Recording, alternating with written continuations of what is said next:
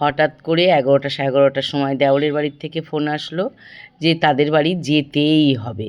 যাও ফোন করেছে, দেওরও ফোন করেছে।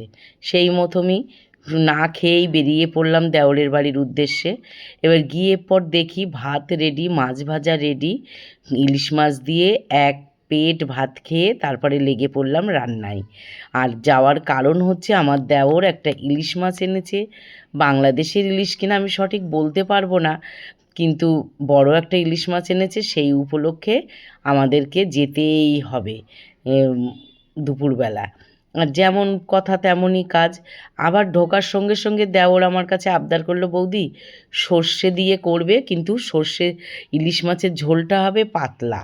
মানে ওর হচ্ছে একটু খাওয়ার বিষয়, আমার ওপরে একটু ওর দাবি থাকে, ও কেমন খেতে চায়, ও বলো ওর ছেলে বলো সবারই একটু দাবি। সেই জন্য ওদের বাড়ি গেলে তোমরা দেখবে সচরাচর আমি একটু রান্না করি, কিন্তু গুছিয়ে গাছিয়ে সব দেয় আমার যা। আর আমি না যতই ইলিশ মাছের ঝাল করি না কেন, খুব একটা কাঁচা করি না, আমি এপিঠ ওপিঠ একটু তেলে ভেজে নিই। আর তার জন্যই আমি তেলের মধ্যে একটু কালো জিরে দিই।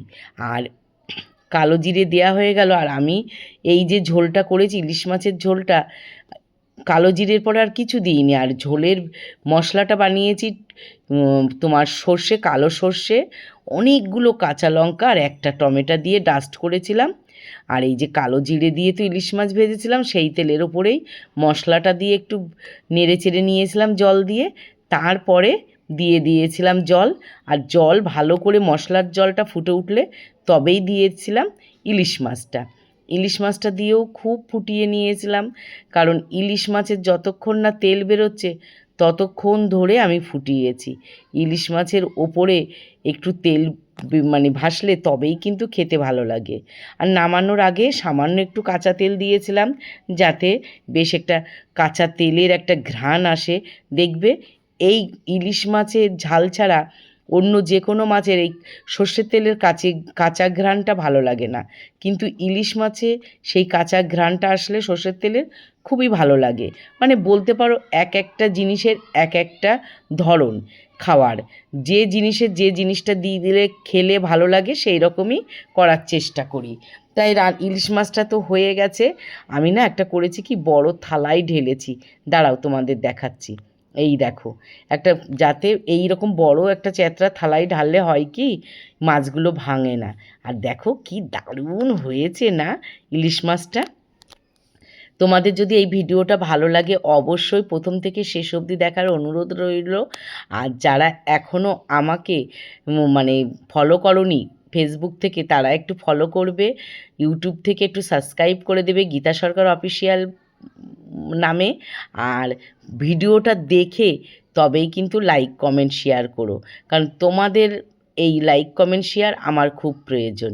ইলিশ মাছ করেছি, তারপরে করলাম কচুর গাঁটি দিয়ে তেলাপিয়া মাছ। তোমরা কারা কারা কচুর গাঁটি দিয়ে তেলাপিয়া মাছ খেতে ভালোবাসো কমেন্টে অবশ্যই জানিও।